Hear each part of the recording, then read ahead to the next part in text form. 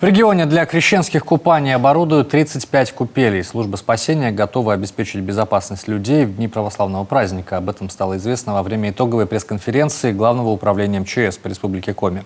Традиционно встреча со СМИ прошла в одном из пожарных подразделений, где прошла и экскурсия для журналистов. Кроме итогов работы были озвучены результаты ведомственного конкурса. В номинации «Лучший журналист года» победила наша коллега Ольга Коняева. В ее материале подробности пресс-конференции. Боевой одежды одеть. Облачиться в пожарную форму за 21 секунду – это норматив. Местный рекорд в 2 раза быстрее у помощника начальника караула Туркова Кирилла. 11-я пожарная часть была открыта в декабре 2013 года, аттестована на работу по ликвидации последствий ДТП. Гидравлический аварийно-спасательный инструмент журналистам тоже продемонстрировали. В штате 60 человек, на вооружении 3 единицы основной техники, цистерны и автолестница в резерве. В 2021 году в боевой расчет встал новейший «Урал-Некст». Из плюсов – хорошая проходимость и большой запас воды – 6 тонн. В новогодние праздники встретили на пожаре в районе 12 тысячи, это в лесозаводе. 1 числа тоже работали, было 3 пожара. Как обычно, люди отдыхают, мы работаем, это в основном дачное общество, то есть люди топят бани, отдыхают, не очень сильно заботятся о мерах пожарной безопасности. И в связи с этим идет увеличение пожаров.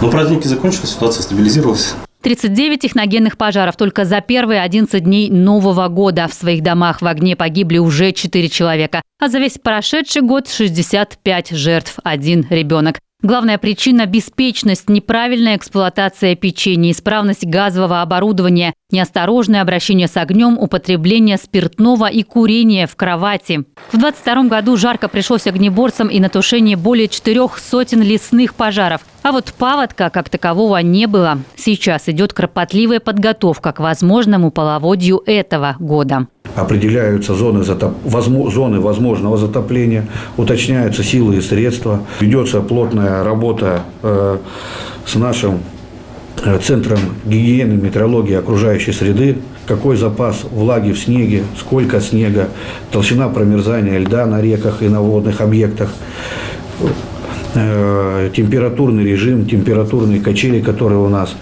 происходят. Все эти вопросы, все оно отслеживается и, естественно, производится определенное уточнение соответствующих параметров. Резонансные пожары, разлив нефтепродуктов, сложные ДТП, инциденты на шахтах. 2022 год был непростым. 2 чрезвычайные ситуации. Падение воздушного судна в Ухте, пилот и летчик-наблюдатель погибли. 15 октября разгерметизация трубопровода в Кнешпогосском районе. Количество инцидентов и погибших на водных объектах за прошлый год снизилось. Сейчас все спасательные структуры региона готовятся обеспечивать безопасность у крещенских купелей. По нашей информации их будет 35.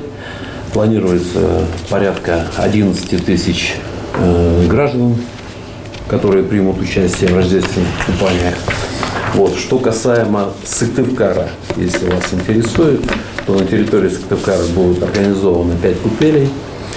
Это Ежинский район, лодочная станция «Сокол», поселок Нижничев за церковью, улица Куратова в районе моста на Заречье, местечко Красная гора и поселок Ибр. Впереди вторые опытные учения «Безопасная Арктика». В прошлом году они прошли в Воркуте, в этом будут в Усинске. Пройдет и первая арктическая экспедиция для исследования транспорта, обмундирования, нового оборудования для тушения крупных нефтяных пожаров в арктической зоне.